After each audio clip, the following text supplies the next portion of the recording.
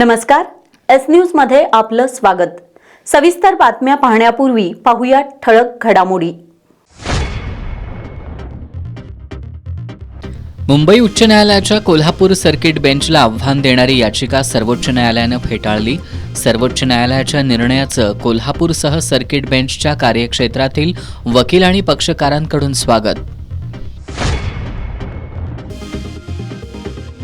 कोल्हापुरातील सभेत वंचितचे अध्यक्ष ॲडव्होकेट प्रकाश आंबेडकरांचा माध्यमांबद्दलचं आक्षेपार्ह वक्तव्य। कोल्हापूर प्रेस क्लबनं वक्तव्याच्या निषेधार्थ दसरा चौकात केली निदर्शनं। कसबा बावडा अजूनही गाव पण शिकवतं। ज्येष्ठ साहित्यिक प्राध्यापक डॉक्टर राजन गवस यांचं कसबा बावडा वासियांच्या सन्मान सोहळ्यात प्रतिपादन। राधानगरी तालुक्यात अनेक गावांमध्ये जलजन्य आजारांचा फैलाव। जलस्रोतांच्या प्रदूषणामुळे चिंतेचं वातावरण।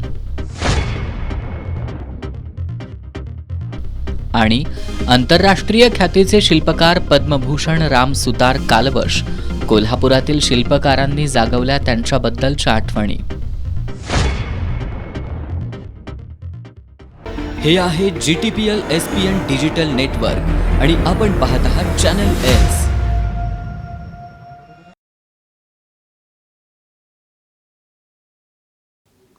आता बातमीपत्र विस्तारानं। मुंबई उच्च न्यायालयाच्या कोल्हापूर सर्किट बेंचच्या स्थापनेला आव्हान देणारी याचिका आज सर्वोच्च न्यायालयानं फेटाळून लावली आहे। 1 ऑगस्ट रोजी कोल्हापूर सर्किट बेंच स्थापनेबाबत अधिसूचना काढण्यात आली होती। या अधिसूचनेला रणजित निंबाळकर यांनी याचिकेद्वारे आव्हान दिलं होतं। सर्वोच्च न्यायालयानं याचिका फेटाळून लावताना कोल्हापूर सर्किट बेंचमुळे सामन्यांना न्याय मिळवणं सुलभ होणार असून सर्किट बेंचचा निर्णय घटनात्मक दृष्टिकोनातून सुसंगत असल्याचं निरीक्षण न्यायालयानं नोंदवलंय। कोल्हापूर जिल्ह्यात सर्किट बेंचच्या कार्यक्षेत्रातील वकील आणि पक्षकारांनी सर्वोच्च न्यायालयाच्या या निर्णयाचं स्वागत केलंय। राज्य पुनर्रचना अधिनियम 1956च्या कलम 51A अन्वये 1 ऑगस्ट रोजी कोल्हापूर सर्किट बेंच स्थापनेबाबत अधिसूचना काढण्यात आली होती। या अधिसूचनेला रणजित निंबाळकर यांनी याचिकेद्वारे आव्हान दिलं होतं। यावेळी याचिकाकर्त्यांनी जसवंत सिंह आयोगाच्या 1685च्या अहवालाचा दाखला दिला होता। या अहवालानुसार मुख्य न्यायालयापासून दूर खंडपीठ स्थापन करणं हा अपवाद असावा, नियम नव्हे। तसंच सर्किट बेंच स्थापन करताना इतर न्यायाधीशांशी सल्लामसलत केली की नाही याबाबत स्पष्टता नसल्याचा दावा याचिकेत करण्यात आला होता। या याचिकेवर आज न्यायमूर्ती अरविंद कुमार आणि न्यायमूर्ती NV अंजारिया यांच्या खंडपीठासमोर सुनावणी झाली। यावेळी खंडपीठानं कोल्हापूर सर्किट बेंचची स्थापना ही सर्वांना न्याय मिळवून देण्याच्या घटनात्मक संकल्पनेला अनुसरून आहे असं स्पष्ट केलं। मुख्य न्यायमूर्तींनी कुणाशीही सल्लामसलत न करता हा निर्णय घेतल्याचे कोणतेही पुरावे नाहीत असं सांगून न्यायालयानं ही याचिका फेटाळून लावली। पूर्वी कोल्हापूर सर्किट बेंचबाबत वेगळी भूमिका घेतली गेली होती। केवळ याच कारणावरून सध्याचा निर्णय अवैध ठरत नाही असं न्यायालयानं नमूद केलं। दरम्यान या निर्णयाचं वकिलांसह पक्षकारांनी स्वागत केलंय। मुंबई उच्च न्यायालयाचे सर्किट बेंच 17 ऑगस्ट 2025 रोजी भारताचे तत्कालीन सरन्यायाधीश माननीय भूषण गवई साहेब यांच्या हस्ते आपल्या इथं उद्घाटन झालं आणि सर्किट बेंचचं कामकाज 18 ऑगस्ट 2025 पासून चालू झालं। अत्यंत चांगल्या पद्धतीनं सर्किट बेंचचं कामकाज चालू असून आपल्यातील जे काही गोरगरीब पक्षकार आहेत त्यांना अत्यंत लवकर आणि जलद गतीनं न्याय मिळण्याची प्रक्रिया सुरू झालेली आहे। कामांचं प्रमाण वाढलेलं आहे, कामांचं निकाल होण्याचं प्रमाण वाढलेलं आहे। असं असताना रणजित बाबूराव निंबाळकर नावाच्या एका व्यक्तीनं आपलं सर्किट बेंच जे स्थापन झालेलं आहे त्या सर्किट बेंचच्या स्थापनेच्या प्रक्रियेला आव्हान देणारं रिट पिटिशन माननीय नामदार सर्वोच्च न्यायालयामध्ये दाखल केलेलं होतं। त्याचा आज रोजी निकाल होऊन माननीय नामदार सर्वोच्च न्यायालयाने कोल्हापूरचं सर्किट बेंच जे झालेलं आहे ते दाखल होताना घटनात्मक जो गोरगरिबांना न्याय मिळावा अशी जी घटनात्मक तरतूद आहे, प्रत्येक व्यक्तीपर्यंत न्याय पोचावा या तरतुदीच्या अनुषंगानं सुसंगत अशी ही बेंचची स्थापना झालेली आहे असं आपल्या निकालपत्रात म्हणून जी याचिका दाखल केलेली होती ती याचिका फेटाळलेली आहे. त्यामुळं सर्किट बेंचची स्थापना ही पूर्णपणानं योग्य रीतीनं आणि कायदेशीरदृष्ट्या झाल्याबाबत शिक्कामोर्तब सर्वोच्च न्यायालयाने केला असून लवकरच आपलं सर्किट बेंच जे आहे त्या सर्किट बेंचमधील दाखल होणारी कामं आणि निकाल होणाऱ्या कामांचा वेग बघितला तर लवकरात लवकर सर्किट बेंचचे खंडपीठामध्ये रूपांतर होईल याची आम्हाला आशा आहे. या निर्णयामुळे खंडपीठ स्थापनेचा मार्गही मोकळा झालाय. कोल्हापुरातील दसरा चौकात वंचित बहुजन आघाडीचे राष्ट्रीय अध्यक्ष ॲडव्होकेट प्रकाश आंबेडकर यांची बुधवारी जाहीर सभा झाली. या सभेत त्यांनी पत्रकारांबाबत आक्षेपार्ह वक्तव्य केलं होतं. या वक्तव्याच्या निषेधार्थ कोल्हापूर प्रेस क्लबच्या वतीनं दसरा चौकात निदर्शनं करण्यात आली. कोल्हापुरातील दसरा चौकात वंचित बहुजन आघाडीचे राष्ट्रीय अध्यक्ष ॲडव्होकेट प्रकाश आंबेडकर यांची बुधवारी जाहीर सभा झाली. या सभेत ॲडव्होकेट आंबेडकर यांनी पत्रकारांबाबत आक्षेपार्ह वक्तव्य केलं होतं. कोल्हापूर प्रेस क्लबनं या वक्तव्याचा निषेध करत दसरा चौकात निदर्शनं केली. प्रेस क्लबचे अध्यक्ष शीतल धनवडे यांनी ॲडव्होकेट प्रकाश आंबेडकर यांनी पत्रकारांबद्दल आक्षेपार्ह वक्तव्य करून समाजातील नागरिकांची दिशाभूल करण्याचा प्रयत्न त्यांनी करू नये असं सांगून जाहीर माफी मागण्याची मागणी केली आहे. काल कोल्हापुरात दसरा चौकमध्ये वंचित बहुजन समाज आघाडीची जाहीर सभा झाली आणि या सभेत पक्षाचे नेते प्रकाशजी आंबेडकर यांनी बोलताना पत्रकारांच्या विषयी आक्षेपार्ह वर्तन केलं. त्याबद्दल कोल्हापुरातील पत्रकारांची मातृसंस्था असलेल्या कोल्हापूर प्रेस क्लबच्या वतीनं आज त्यांचा आम्ही निषेध व्यक्त केलेला आहे. त्यांना एवढंच सांगायचं आहे की कोल्हापूरचे पत्रकार आणि पत्रकारांचे प्रसार माध्यमाचे जे मालक आहेत इथले कोण विकाऊ नाही आहेत. त्यांनी आजपर्यंत परखड पत्रकारिता केलेली आहे आणि कोल्हापुरात जे होतंय ते जे प्रसाद देशभाव तुम्हाला हे आजून कोल्हापूरकरांनी दाखवून दिलेलं आहे. त्यामुळे प्रकाश आंबेडकरांनी असा गैरसमज करून घेऊ नये की एक दिशा देणारे व्यक्तिमत्व असतील तर पत्रकार सुद्धा इथं समाजाला दिशा देणारे पत्रकार लोकशाहीचा चौथा स्तंभ आहे आणि त्या स्तंभाची जर तुम्ही अशी समाजात आपल्या भोळ्या जनतेत जर दिशाभूल करत असशीला तर ते योग्य नाही. समाज बघतोय, समाजाला पण कळतंय कोणाबरोबर राहायचं. त्यामुळे आंबेडकर साहेबांनी सुद्धा यापुढे जपून वक्तव्य करावेत आणि पत्रकारांच्या संदर्भात कोल्हापुरातल्या जे स्वाभिमानी पत्रकार आहेत जे कुठल्या पाकिट संस्कृती इथं आमच्या इथं चालत नाही. तुम्ही अभ्यास करा पत्रकारांचा आणि मग तुम्ही वक्तव्य करा आणि या प्रकरणी तुम्ही पत्रकारांची जाहीर माफी मागावी अशी आम्ही तुम्हाला मागणी करत आहे. यावेळी ॲडव्होकेट प्रकाश आंबेडकर यांना खरमरीत पत्र लिहून याबाबत जाब विचारण्याचा निर्णय घेण्यात आला. आंदोलनात विविध माध्यमांचे प्रतिनिधी सहभागी झाले होते. नुकत्याच पार पडलेल्या विधिमंडळाच्या अधिवेशनात एका तारांकित प्रश्नाला उत्तर देताना महसूल मंत्री चंद्रशेखर बावनकुळे यांनी 4 तहसीलदार, 4 मंडल अधिकारी आणि 4 तलाठ्यांचं निलंबन केलंय. या एकतर्फी कारवाईच्या निषेधार्थ गेल्या 3 दिवसांपासून पुणे विभागातील महसूल कर्मचाऱ्यांनी काम बंद आंदोलन पुकारलंय. या आंदोलनामुळे आज दिवसभर जिल्ह्यातील महसूल विभागाशी संबंधित कार्यालयांमध्ये शुकशुकाट होता. विधिमंडळाच्या हिवाळी अधिवेशनादरम्यान 12 डिसेंबर रोजी उत्खननासंदर्भातील एका तारांकित प्रश्नाला उत्तर देताना महसूल मंत्री चंद्रशेखर बावनकुळे यांनी 4 तहसीलदार, 4 मंडल अधिकारी आणि 2 तलाठ्यांचं निलंबन केलंय. महसूल विभागातील या अधिकाऱ्यांना बाजू मांडण्याची कोणतीच संधी दिलेली नाही. त्यांची विभागनिहाय चौकशी झालेली नाही. असं असताना महसूल मंत्र्यांनी या अधिकाऱ्यांवर केलेल्या एकतर्फी कारवाईच्या निषेधार्थ पुणे विभागातील महसूल विभागातील अधिकारी कर्मचाऱ्यांनी गेल्या 3 दिवसांपासून काम बंद आंदोलन सुरू केलंय. याशिवाय महसूल विभागाचा नवीन आकृतीबंध देखील तयार करण्यात आलेला नाही. त्यामुळे कर्मचारी भरती झाली नसल्यानं या विभागातील कर्मचाऱ्यांवर कामाचा अतिरिक्त ताण आहे. या पार्श्वभूमीवर गेल्या 3 दिवसांपासून पुणे विभागातील महसूल विभागाचे अधिकारी कर्मचारी संपावर आहेत. आज 3ऱ्या दिवशी जिल्ह्यातील जवळपास 1408 अधिकारी कर्मचारी संपात सहभागी झाल्याचं महसूल कर्मचारी संघटनेचे जिल्हाध्यक्ष राहुल शिंदे यांनी सांगितलं. माननीय महसूल मंत्री बावनकुळे साहेबांनी विधिमंडळामध्ये तत्कालीन गौण खनिज विषयाबाबत तत्कालीन 4 तहसीलदार, 4 मंडळाधिकारी व 2 ग्राम महसूल अधिकारी यांचे निलंबन केले होते. सदर कारवाई ही अन्यायकारक असून ती रद्द होण्याबाबत आम्ही शासनाला निवेदन दिलं होतं. त्या अनुषंगानं दिनांक 16 तारखेपासून काम बंद आंदोलन सुरू आहे. आज दिनांक 18-12 रोजी शासकीय सराव मंत्रिमंडळाची बैठक सुरू आहे. सदर बैठकीमध्ये सकारात्मक निर्णय झाला तर आमचा संपाचा प्रश्न मिटू शकेल.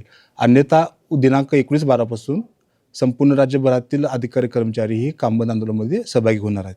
आज दिनांक सुरू असलेल्या आंदोलनामध्ये कोल्हापूर जिल्ह्यातील एकूण 1408 अधिकारी व कर्मचारी संवर्गातील कर्मचारी संख्या संपात सहभागी असून आमचं महसूलचं काम पूर्णपणे ठप्प झालेलं आहे. संपामुळे कोल्हापूर जिल्ह्यातील महसूल कार्यालयं ओस पडली आहेत.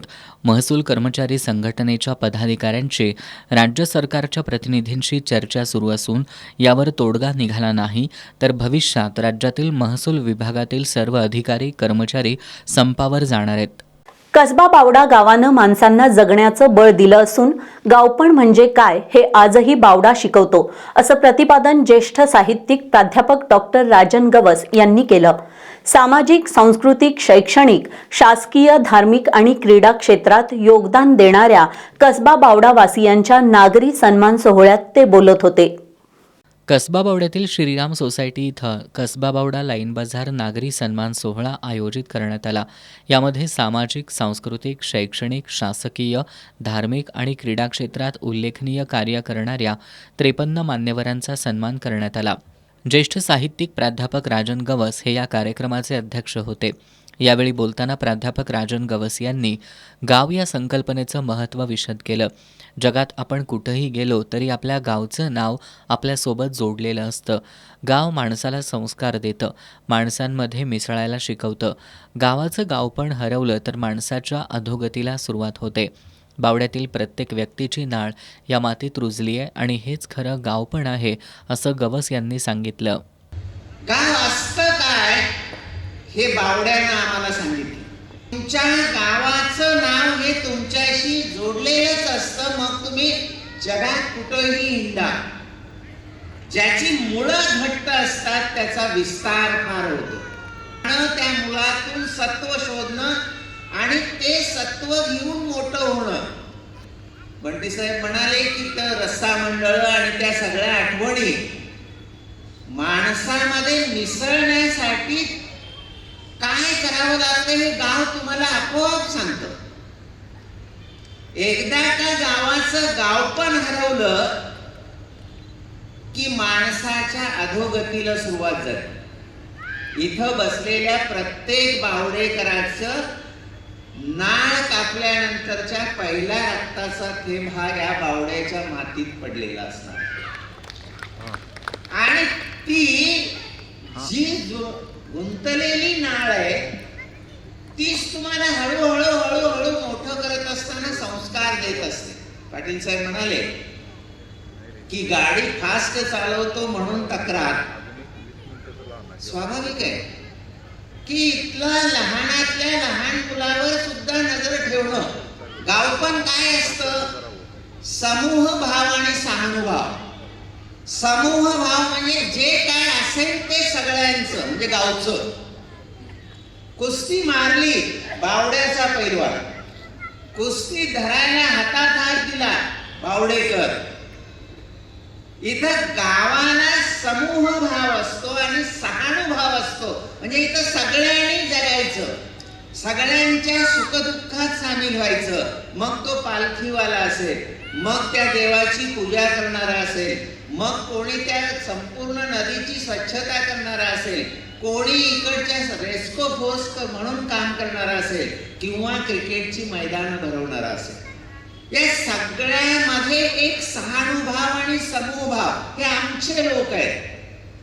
आणि आमच्या लोकांच्या सुखदुःखात आपणच सामील होऊन त्या सगळ्यातले आत्मीय भाव जोपासणं हे हळूहळू खेड्यातून दूर व्हायला लागले. आता झालेलं असं आहे की ह्या सगळ्यापासून माणसं तुटून गेलेले, संशयानं ग्रस्त आहे, संभ्रम झालेलं आहे. कोण आपलं कोण फरक कळायला तयार नाही. प्रत्येक जण ओरबडायच्या नादात आहे, मला मिळालं पाहिजे. हा गावचा संस्कार नव्हता. एक तीळ करंडून 7 भावंडांनी खावा ही आपली गावाची संस्कृती होती. ती पुढं ती एकता, तो एकोपा टिकवण्यासाठी असा सत्कार समारंभ निश्चित बळ देईल. मी या सगळ्या गावकऱ्यांचं, मानकऱ्यांचं मनापासून अभिनंदन करतो आणि तुमच्या यावेळी बोलताना आमदार सतेज पाटील यांनी आमच्या भूमीला इतिहास आहे, म्हणूनच आम्ही भूगोल घडवू शकलो असं सांगितलं. कसबा, बावडा आणि लाईन बझार या परिसराचा पाया सुसंस्कृत, वैचारिक आणि आध्यात्मिक आहे. म्हणूनच या गावातून अनेक रत्न घडली. बावडा म्हणजे केवळ गाव नाही, तर एक कुटुंब आहे. आज ज्या मान्यवरांचा सन्मान झाला त्यांच्या कार्यामुळं बावड्याचं नाव देशविदेशात पोहोचले. भाजलेल्या जखमेवरील धामोडकरांचं औषध अमेरिकेला जातं. बावडा मिसळ, कळेकरांची भजी, त्यामुळे ही बावड्याची ओळख जगभर पोहोचली आहे. मागच्या पिढीनं काय केलं हे नव्या पिढीपर्यंत पोहोचणं गरजेचं आहे. गाव म्हणजे फक्त हद्द नाही, ते आपलं कुटुंब आहे असं त्यांनी सांगितलं. भूमीला इतिहास असतो, ती भूमीच भूगोल घडवू शकते. याचा अर्थ काय की ज्या भूमीला एक चांगला इतिहास असतो ती भूगोलात म्हणजे जॉग्राफी आपण म्हणतो भूगोल घडवते किंवा वेगवेगळ्या गोष्टी दिसायला दिसतात, त्या सगळ्या गोष्टी इतिहासामुळे घडत असतात. आणि आम्ही नशिबान आहोत बावडेकर म्हणून की बावडा असेल, लाईन बाजार असेल, या परिसराला जो एक वारसा आम्हा सगळ्यांना मिळाला तो गेल्या अनेक वर्षाचा आहे. आता भोई समाजानं मगाशी सांगितले की आमची 9वी 10वी पिढी असेल हे पालखी घेऊन जाणारी, म्हणजे एवढे वर्ष ही सेवा करणारी माणसं या भूमीमध्ये आपली आहेत. आज देखील आमोशाला कावडेनं पाणी टेंबराईवाडीला घेऊन जाणारी आज देखील पिढी आपल्याला आहे. सौंदतीला बैलगाडीतनं आज देखील 15 दिवस बैलगाडीचा प्रवास आहे, आज देखील बैलगाडीतनं अनेक मंडळी जातात. ह्या ज्या आपल्या जुन्या परंपरा आहेत, या परंपरेमुळे आपण घडलो. मी मगाशी म्हटलं त्याला भूमीला इतिहास असला तर भूगोल घडू शकतो. याचा अर्थ काय की आमचा पाया मजबूत आहे, म्हणून आम्ही ह्या सगळ्या गोष्टी करू शकलो. पुढच्या काळातली पिढी ही कशामुळे तयार झाली तर या गावाचा पाया हा अनेक वर्षापासून मजबूत राहिलेला आहे, चांगला राहिलेला आहे, सुसंस्कृत राहिलेला आहे, आध्यात्मिक राहिलेला आहे, वैचारिक राहिलेला आहे. आणि म्हणून एवढी रत्न या भूमीमध्ये तयार झाली, निर्माण झाली, याला या पूर्वजांचा इतिहास याला कारणीभूत आहे. मग त्या मागच्या पिढीनं काय केलं हे पुढच्या पिढीला सांगून त्याची प्रेरणा पुढच्या पिढीने घेतली पाहिजे. मी माझ्या आयुष्यात काय केलं पाहिजे याची किमान प्रेरणा आपल्याला पुढच्या पिढीला देता येईल अशा पद्धतीचा की सगळ्यांच्यावर लक्ष ठेवणारे गावातले असतात. हे उदाहरण का देतोय, आता एखादं पोरगं बिघडत असलं तर कोण कुणाला सांगायला जात नाही, म्हणजे कुणाचं काय चाललंय हे कशाला भानगडीत पडा म्हणतो. परंतु त्यावेळी भावकी असू दे नाही तर नसू दे, माझ्या गावातलं पोरगं आहे ना ते चुकत असेल तर त्याच्या बापाला सांगितलं पाहिजे. ही माणुसकी त्या काळात होती, ही माणुसकी उद्याच्या काळात देखील आपल्याला निर्माण करणं या कार्यक्रमाचा उद्देश या ठिकाणी असतो. Doctor DY. पाटील यांनी बावड्यात विविध संस्था आणल्यानं बावड्याची प्रगती झाली आहे. त्यामुळं त्यांचे आमच्यावर मोठे उपकार आहेत. त्यांची प्रेरणा घेऊन आपण पुढं जाऊया अशा भावना सत्कारमूर्ती राज्याचे माजी प्रधान सचिव एकनाथ पाटील आणि प्राध्यापक बाजीराव चौगले यांनी मनोगतातून व्यक्त केल्या. एकंदरीत गावाचा इतिहास, संस्कार आणि सामाजिक बांधिलकी जपणारा हा नागरी सन्मान सोहळा कसबा बावडा लाईन बझार परिसरासाठी अभिमानाचा ठरला. या कार्यक्रमाला श्रीराम सोसायटीचे सर्व संचालक, माजी नगरसेवक आणि नागरिक मोठ्या संख्येनं उपस्थित होते. कोल्हापूर महानगरपालिकेची निवडणूक जाहीर झाल्यानंतर राजकीय हालचालींना वेग आलाय. आम आदमी पार्टीनंही निवडणूक लढवण्याचा निर्णय घेतला असून इच्छुक उमेदवारांना त्यांनी आजपासून अर्ज वाटप सुरू केलंय. कोल्हापूर महानगरपालिका निवडणुकीची घोषणा होताच आम आदमी पार्टी सक्रिय झाली आहे. आपकडून निवडणूक लढवण्यास इच्छुक उमेदवारांसाठी आजपासून अर्ज वाटप सुरू करण्यात आलंय. उद्यापर्यंत अर्ज वाटपाची प्रक्रिया चालणार असून 20 आणि 21 डिसेंबर रोजी इच्छुक उमेदवारांच्या मुलाखती घेतल्या जाणार आहेत, अशी माहिती शहराध्यक्ष उत्तम पाटील यांनी दिली. दरम्यान इच्छुकांनी आप कार्यालयाशी संपर्क साधावा असं आवाहन प्रदेशाध्यक्ष संदीप देसाई यांनी केलंय. पालिकेच्या निवडणुकांचा शेवटचा टप्पा सुरू झाला असं म्हणायला काय हरकत नाही.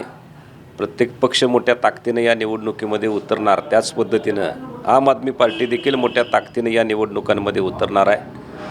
गेले 4-4.5 वर्षापासूनचा आमचा संघर्षाचा जो काही रस्त्यावरची लढाई आहे ती सभागृहामध्ये कशा पद्धतीनं जाईल याच्यासाठी आम आदमी पार्टी मोठ्या प्रयत्नात आहे.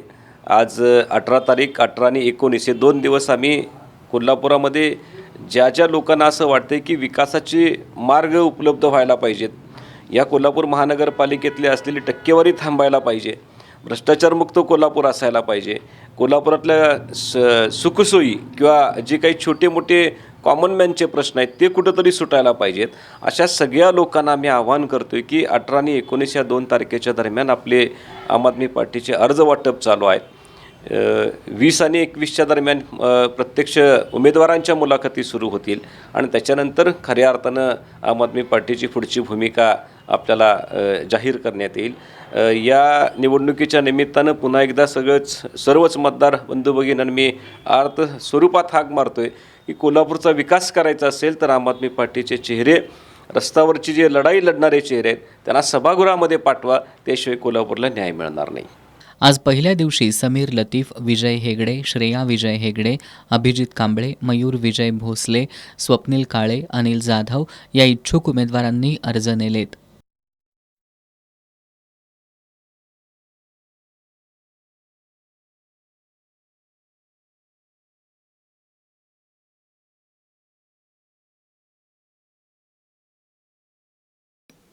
विश्रांतीनंतर एस न्यूजमध्ये आपलं पुन्हा स्वागत.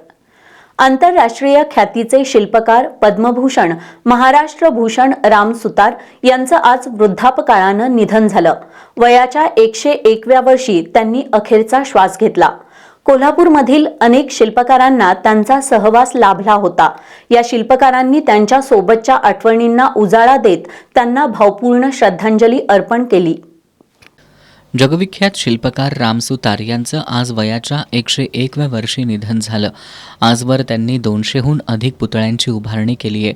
गुजरातमधील 182 मीटर उंचीचा स्टॅच्यू ऑफ युनिटी हा सरदार वल्लभभाई पटेल यांचा भव्य पुतळा त्यातीलच एक होय.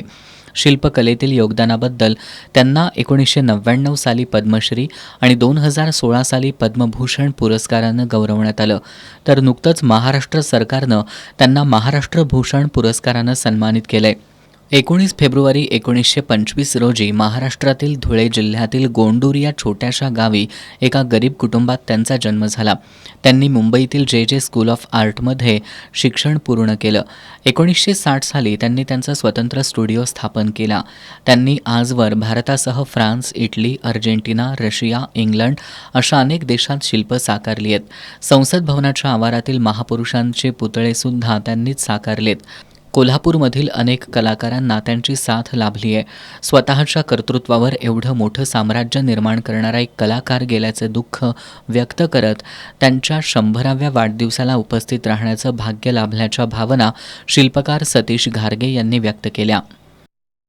ज्या वेळेला त्यांच्याकडे जगातील सर्वात मोठा पुतळा जे सरदार वल्लभभाई पटेलांचं स्मारक आहे ह्याचं चेहऱ्याचं काम चालू होतं आणि तेव्हा आम्ही त्या एका उत्सुकतेपोटी आम्ही त्यांना भेटायला गेलो होतो की बाबा हे आपल्याला भेटतील नाही भेटतील, पण साधारण आम्हाला त्यावेळेला पहिल्या भेटीमध्ये ते मला 4 तास वेळ दिला होता आणि मग ते आपलं काम सोडून माझ्याबरोबर चर्चा, काही महाराष्ट्रातील म्हणजे कलेच्या क्षेत्रातील घडामोडी, परत ते मला म्हणले की तुमचे वर्क दाखवा. ते दाखवल्यानंतर त्यांना काही गोष्टी त्यातल्या आवडल्या आणि त्यांनी पाठ थोपटली.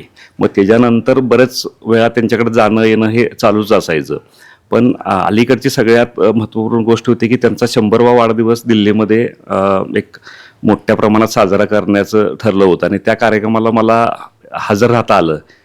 त्यासाठी मी स्वतःला इतका भाग्यवान समजतोय की त्या भेटीमध्ये त्यावेळेलाही त्यांनी जे आयुष्यामध्ये जेवढ्या कलाकृती केल्यात त्याबद्दल त्यांनी मला 3 तास त्या प्रत्येक कलाकृतीच्या जी प्रतिकृती आहे त्यांच्या स्टुडिओमध्ये आहे तर ते एका गॅलरीमध्ये ते डिस्प्ले केले होते आणि त्या प्रत्येक कलाकृतीच्या पाठीमागचा इतिहास, हे कसं घडलं, हे काय म्हणजे ह्याच्या पाठीमागच्या सगळ्या ज्या गोष्टी आहेत ह्या त्यांच्या मी तोंडून ते सगळ्या ऐकलेले आहेत.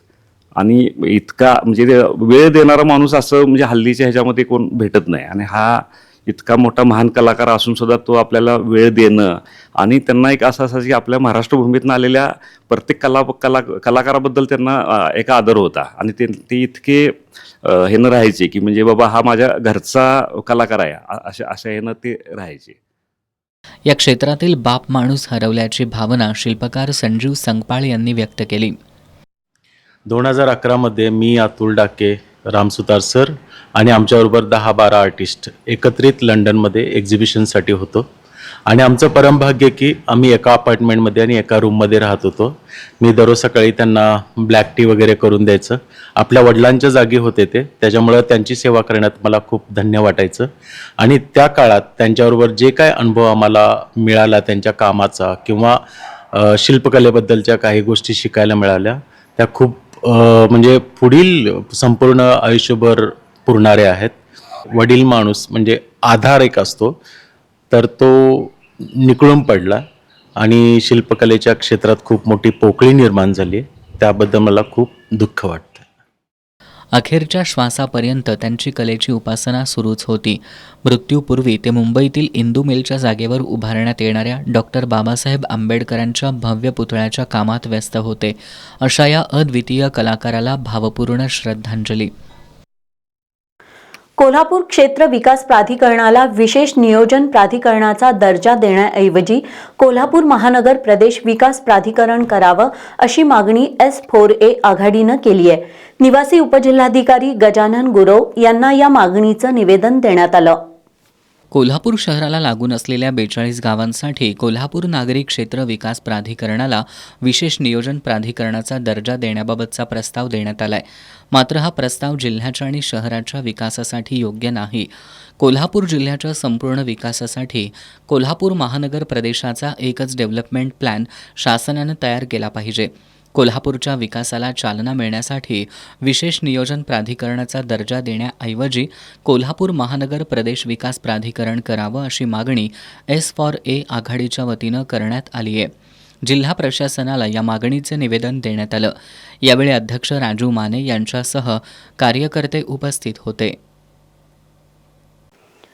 स्थानिक स्वराज्य संस्थांच्या निवडणुकीत प्रा. जोगेंद्र कवाडे यांच्या पीपल्स रिपब्लिकन पार्टीची महायुतीमधील शिवसेना शिंदे गटाबरोबर युती असणार आहे.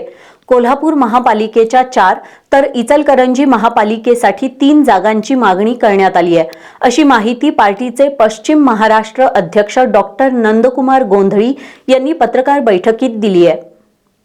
राज्यातील स्थानिक स्वराज्य संस्थांच्या निवडणुकीत पीपल्स रिपब्लिकन पार्टीची महायुतीतल्या शिवसेना शिंदे गटासोबत युती असणार आहे. महायुतीमधील घटक पक्ष म्हणून पार्टीनं कोल्हापूर महानगरपालिकेसाठी 4 आणि इचलकरंजीसाठी 3 जागांची मागणी केली आहे. पार्टीचे पश्चिम महाराष्ट्र अध्यक्ष डॉक्टर नंदकुमार गोंधळी यांनी ही माहिती दिली. कोल्हापूर जिल्हा परिषदेसाठी 10 आणि पंचायत समितीसाठी 15 जागांची मागणी करण्यात आली आहे. महायुतीतील वरिष्ठ नेत्यांशी आपली चर्चा सुरू असून आपल्याला योग्य जागा मिळतील असा विश्वास गोंधळी यांनी व्यक्त केला. पत्रकार बैठकीला जिल्हाध्यक्ष अशोक कांबळे, सरचिटणीस विद्याधर कांबळे, सोमनाथ घोडेराव, लता नागावकर, माधुरी कांबळे, सुरेश सावर्डेकर, भरत सोरटे, विद्या रेंदाळकर उपस्थित होते. ज्येष्ठ पत्रकार वसंत पाटील, विलास झुंजार आणि डॉक्टर सुनील कुमार सरनाईक यांच्या निधनानं कोल्हापूरच्या पत्रकारितेमध्ये एक मोठी पोकळी निर्माण झाली आहे. अशा शब्दात आज झालेल्या शोकसभेत त्यांना श्रद्धांजली वाहण्यात आली. कोल्हापूर प्रेस क्लबच्या वतीनं शोकसभेचं आयोजन करण्यात आलं होतं.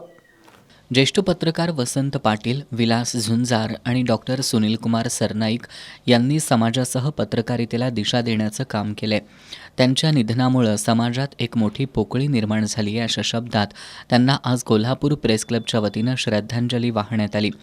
यावेळी बोलताना प्रेस क्लबचे अध्यक्ष शीतल धनवडे यांनी ज्येष्ठ पत्रकार वसंत पाटील हे शांत आणि संयमी असणारं व्यक्तिमत्व होतं. त्यांच्या संकटाच्या काळी प्रेस क्लबनं त्यांना सढळ हातानं मदत करून त्यांना सावरण्याचा प्रयत्न केला. पत्रकार विलास झुंजार यांचं कार्य नावाप्रमाणेच झुंजार होतं. पत्रकार कसा असावा हे सांगणारं त्यांचं व्यक्तिमत्व होतं. तर पत्रकार डॉक्टर सुनील कुमार सरनाईक यांचं समाजासाठी अमूल्य योगदान होतं.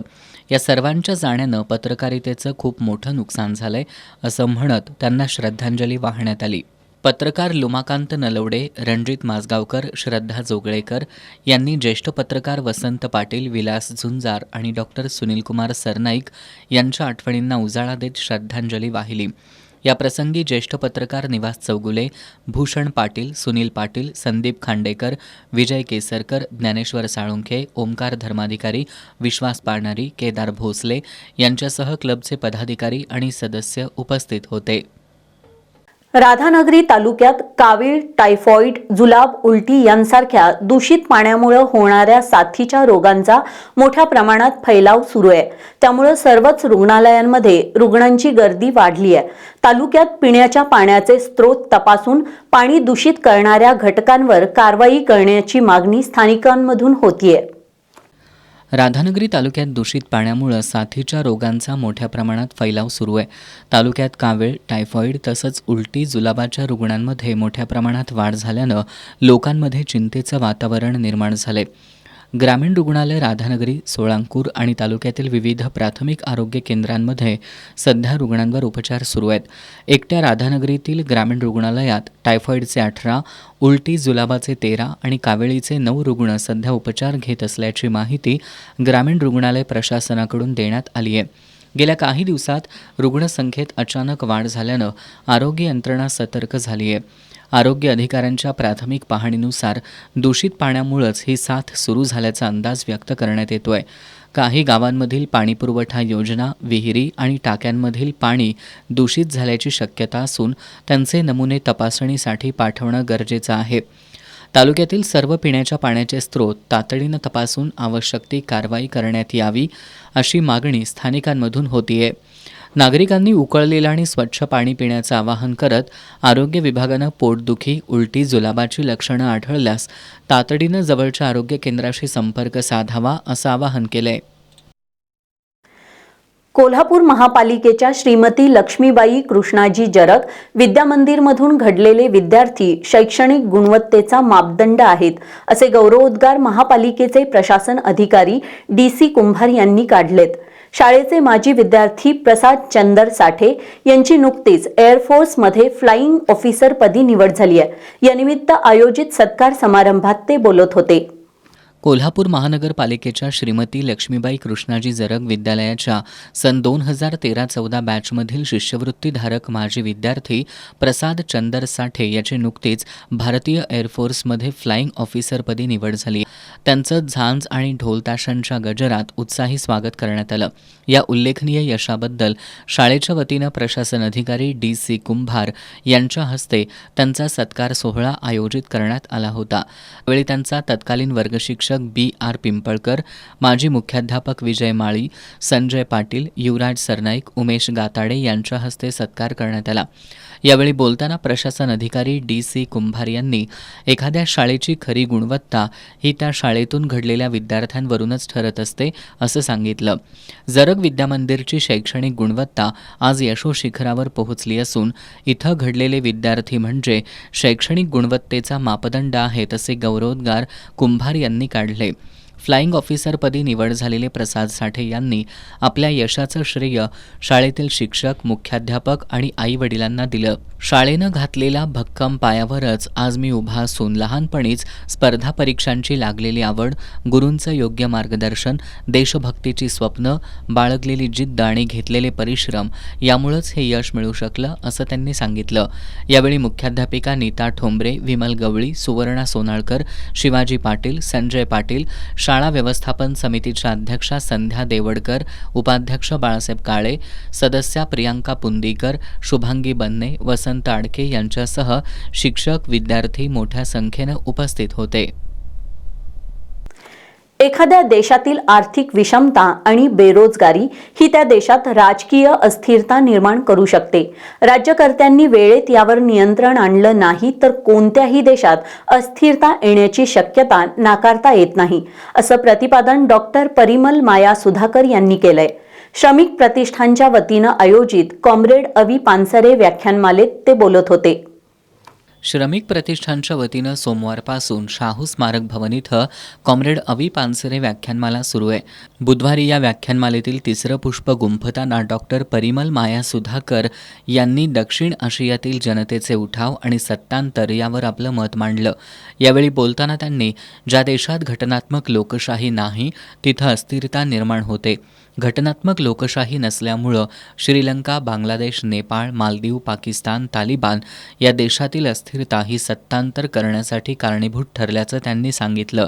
श्रीलंकेमध्ये वेगळ्या कारणामुळं त्यांची अर्थव्यवस्था पूर्णपणे कोलमडली आहे. त्यामुळं महागाईचा प्रक्षोभ होऊन जणू आंदोलनाचं रूपांतर सत्तांतरात झालं. मात्र त्यांचं जन आंदोलन हे पूर्णपणे अहिंसक होतं. तसंच तमिळ भाषेवरील गंडांतर हे त्याचं कारण होतं. एखाद्या देशातील आर्थिक विषमता आणि बेरोजगारी ही त्या देशातील राजकीय अस्थिरता आणू शकते. राज्यकर्त्यांनी वेळेतच यावर नियंत्रण आणण्याची गरज त्यांनी व्यक्त केली. अमेरिका, चीन या मोठ्या राष्ट्रांकडून जशी दक्षिण आशियातील छोट्या देशांमध्ये मोठ्या प्रमाणावर हस्तक्षेप होतोय, मात्र भारतीय लोकशाही परिपक्व असल्यानं भारतात सत्तांतर किंवा उठाव होण्याची भीती नसल्याचं डॉक्टर परिमल माया सुधाकर यांनी सांगितलं. यावेळी ज्येष्ठ पत्रकार वसंत भोसले, कॉम्रेड अंशुमन सुळगावकर, मोहसिन मोमीन यांच्यासह श्रमिक प्रतिष्ठानचे पदाधिकारी उपस्थित होते. आता जाणून घेऊयात महत्त्वाच्या घडामोडी संक्षिप्त स्वरूपात. फास्ट न्यूजचे प्रायोजक गोकुळ. बाळ, फ्रीजमधून श्रीखंड काढ ना. आम्ही पूर्वी घरीच बनवायचो श्रीखंड, त्याची चवच वेगळी होती. आता काय सगळं रेडीमेड. आजी, हे श्रीखंड खाऊन बघ. आज तुझ्या आईनं घरीच बनवलं की काय?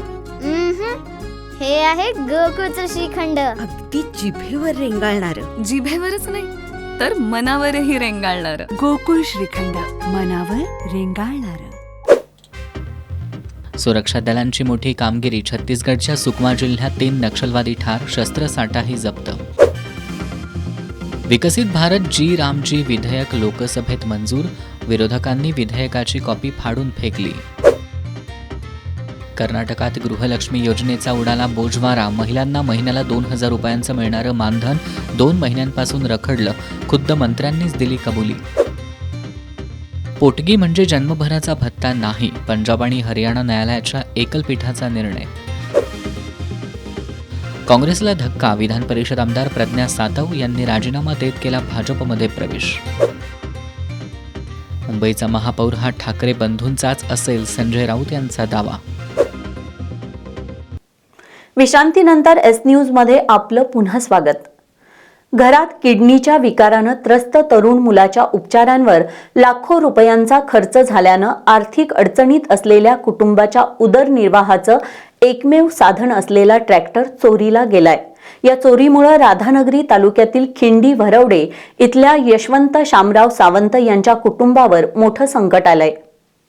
राधानगरी आणि करवीर तालुक्यात शेतीपंप, विद्युत ट्रान्सफॉर्मर आणि ट्रॅक्टर चोरींच्या घटनांमध्ये दिवसेंदिवस वाढ होतीये.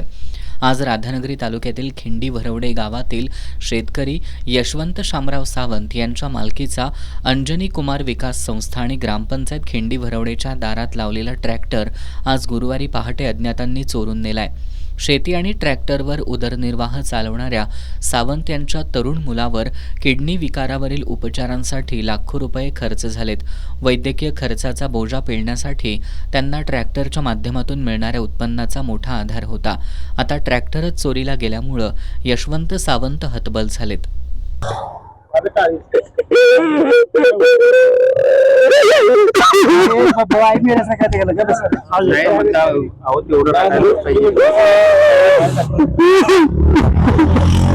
राधानगरी पोलीस ठाण्यात या चोरीची नोंद झाली आहे. ग्रामस्थांनी या चोरीचा लवकरात लवकर छडा लावून पोलिसांना सावंत यांना न्याय द्यावा अशी मागणी केली आहे.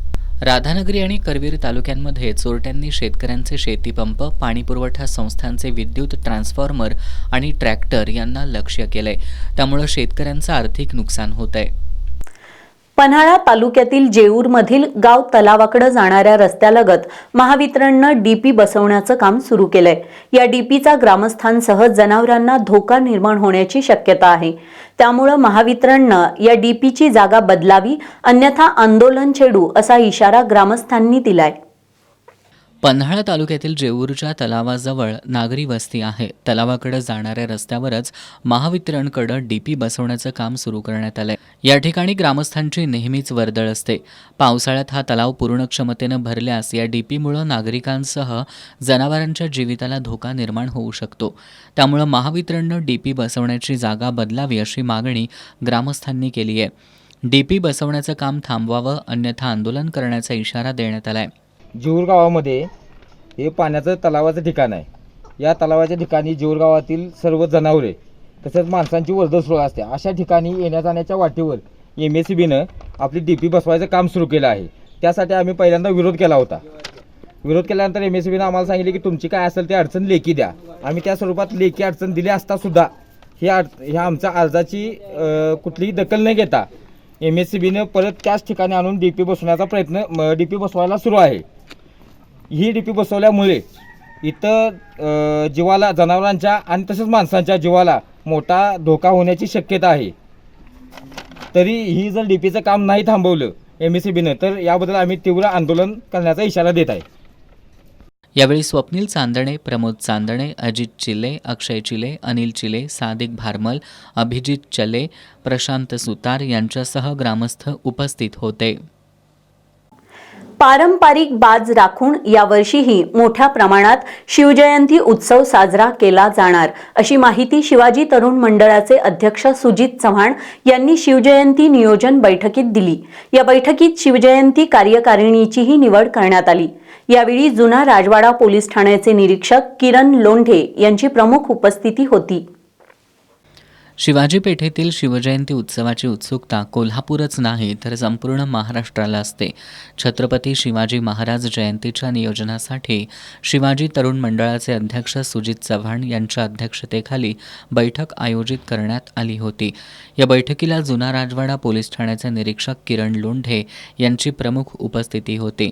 यावेळी बोलताना सुजित चव्हाण यांनी शिवजयंतीनिमित्त यंदाही विविध कार्यक्रमांचं आयोजन करण्यात आलं असून पारंपरिक बाज राखून मोठ्या प्रमाणात शिवजयंती उत्सव साजरा केला जाणार असल्याचं सांगितलं. सचिव महेश जाधव यांनी हा उत्सव शिवाजी पेठ शिवमहोत्सव म्हणून साजरा केला जाणार असून 5 दिवस भरगच्च कार्यक्रमांचं आयोजन केल्याचं सांगितलं. पोलीस निरीक्षक किरण लोंढे यांनी विधायक पद्धतीनं साजऱ्या होणाऱ्या शिवजयंती उत्सवाचं कौतुक केलं. यावेळी शिवजयंती उत्सव कार्यकारिणीची निवड करण्यात आली. यावेळी कॉम्रेड चंद्रकांत यादव, लालासाहेब गायकवाड, अजित खराडे, विजय माने, श्रीकांत भोसले, राजेंद्र चव्हाण, विजय माने, आबा जगदाळे, सुरेश गायकवाड, राहुल इंगवले, रवींद्र साळुंखे, प्रताप देसाई, योगेश इंगवले, अक्षय मोरे, राहुल जरग, अभि इंगवले, शिवाजी जाधव, संग्रामसिंह जरग, शरद नागवेकर आदी उपस्थित होते.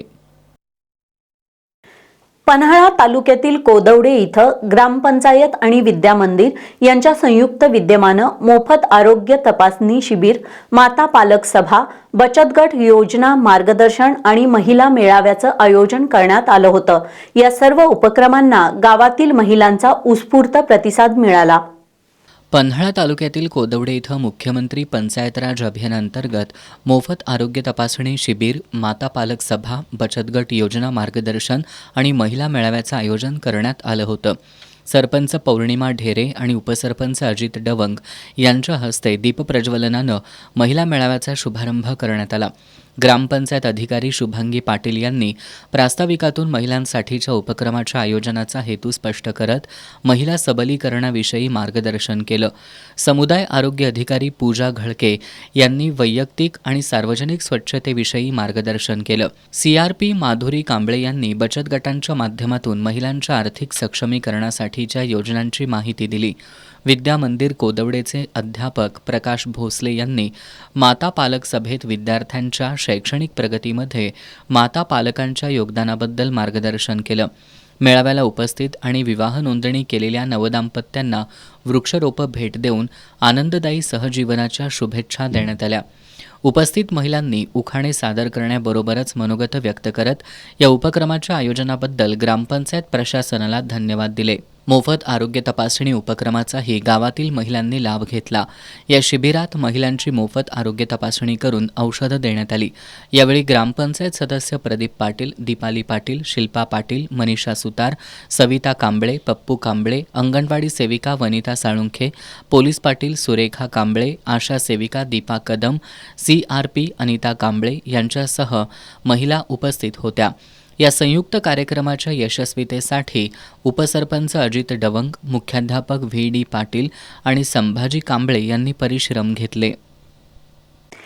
इचलकरंजी शहरातील विवेकानंद कॉलनी परिसरात भटक्या कुत्र्यांचा उच्छाद वाढलाय. या परिसरात अंदाजे 25 ते 30 भटकी कुत्री मुक्तपणे वावरत असून त्यांच्या दहशतीमुळे नागरिकांमध्ये भीतीचं वातावरण निर्माण झालंय. विशेषतः शालेय विद्यार्थी आणि वयोवृद्ध नागरिकांवर कुत्र्यांकडून हल्ले होत आहेत. त्यामुळे या परिसरातील लोकांमध्ये भीतीचं वातावरण निर्माण झालंय. देशभरात बाटलीबंद पाण्याची गुणवत्ता आणि त्याची मानकं यांना आव्हान देणारी याचिका आज सर्वोच्च न्यायालयानं फेटाळून लावली. या प्रकरणावर कुठलीही सुनावणी घ्यायला न्यायालयानं नकार दिला. महात्मा गांधीजींप्रमाणे देशात फिरा म्हणजे तुम्हाला समजेल की देशात पाण्याचं वास्तव नेमकं काय आहे, अशा शब्दात सरन्यायाधीश सूर्यकांत यांनी याचिकाकर्त्यांना सुनावलं. भारतात बाटलीबंद पाण्याचे निकष जुने झाले असून ते आंतरराष्ट्रीय मानकांनुसार असावेत अशी मागणी करणारी याचिका सर्वोच्च न्यायालयात दाखल करण्यात आली होती. या याचिकेवर सरन्यायाधीश सूर्यकांत यांच्या अध्यक्षतेखाली खंडपीठासमोर सुनावणी झाली. न्यायालयानं ही याचिका फेटाळून लावली. देशाच्या एका मोठ्या भागात साधं पिण्याचं पाणीसुद्धा लोकांच्या नशिबी नाही. अशा परिस्थितीत पाण्याची गुणवत्ता हा मुद्दा नंतर येतो. ग्रामीण भागात अजूनही लोक जमिनीतील पाणी पितात आणि तुम्ही बाटलीबंद पाण्यात कोणता घटक टाकावा किंवा काढावा यासाठी न्यायालयाकडून निर्देश मागत आहात. हा एक चैनीचा विषय आहे. आम्ही याबाबत कुठलीही सुनावणी घेणार नाही.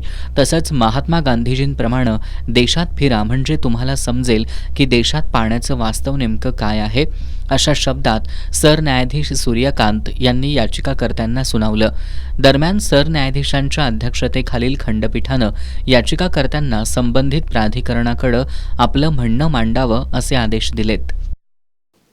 कुडीत्रेतील DC नरके विद्यानिकेतन आणि ज्युनियर कॉलेजच्या 17 वर्षाखालील कबड्डी संघानं संगमनेर इथं झालेल्या शालेय कबड्डी स्पर्धेत विजेतेपद, तर 14 वर्षाखालील हॉकी संघानं गौतम नगर इथं झालेल्या शालेय हॉकी स्पर्धेमध्ये उपविजेतेपद मिळवलंय. या दोन्ही संघातील विजयी खेळाडूंची सांगरूळ फाट्यापासून विद्यानिकेतनपर्यंत विजयी रॅली काढण्यात आली. कुडीत्रेतील DC नरके विद्यानिकेतन आणि कनिष्ठ महाविद्यालयाच्या 17 वर्षाखालील कबड्डी संघानं संगमनेर इथं झालेल्या शालेय कबड्डी स्पर्धेत विजेतेपद पटकावलं, तर 14 वर्षाखालील हॉकी संघानं गौतम नगर इथं झालेल्या शालेय हॉकी स्पर्धेमध्ये उपविजेतेपद मिळवलंय.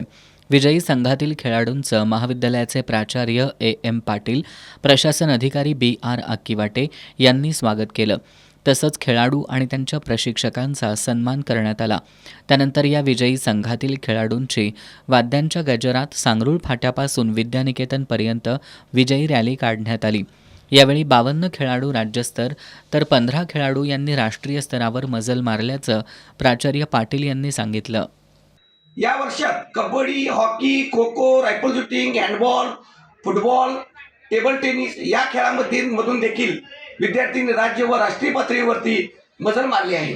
यावर्षी तब्बल 52 खेळाडू राज्यस्तर तर 15 खेळाडूंनी राष्ट्रीय स्तरापर्यंत मजल मारली आहे. या खेळाडूंना आमदार चंद्रदीप नरके, चेअरमन संदीप नरके, व्हाईस चेअरमन अरुण नरके, सचिव अजित नरके यांच्यासह शिक्षकांचं मार्गदर्शन लाभलं. शेवटी पुन्हा एक नजर आजच्या ठळक घडामोडींवर. मुंबई उच्च न्यायालयाच्या कोल्हापूर सर्किट बेंचला आव्हान देणारी याचिका सर्वोच्च न्यायालयानं फेटाळली. सर्वोच्च न्यायालयाच्या निर्णयाचं कोल्हापूरसह सर्किट बेंचच्या कार्यक्षेत्रातील वकील आणि पक्षकारांकडून स्वागत. कोल्हापुरातील सभेत वंचितचे अध्यक्ष ॲडव्होकेट प्रकाश आंबेडकरांचा माध्यमांबद्दलचं आक्षेपार्ह वक्तव्य. कोल्हापूर प्रेस क्लबनं वक्तव्याच्या निषेधार्थ दसरा चौकात केली निदर्शनं. कसबा बावडा अजूनही गाव पण शिकवतं. ज्येष्ठ साहित्यिक प्राध्यापक डॉक्टर राजन गवस यांचं कसबा बावडा वासियांच्या सन्मान सोहळ्यात प्रतिपादन. राधानगरी तालुक्यात अनेक गावांमध्ये जलजन्य आजारांचा फैलाव. जलस्रोतांच्या प्रदूषणामुळे चिंतेचं वातावरण. आणि आंतरराष्ट्रीय ख्यातीचे शिल्पकार पद्मभूषण राम सुतार कालवश. कोल्हापुरातील शिल्पकारांनी जागवल्या त्यांच्याबद्दलच्या आठवणी. याबरोबरच आजचं बातमीपत्र संपलं. नमस्कार.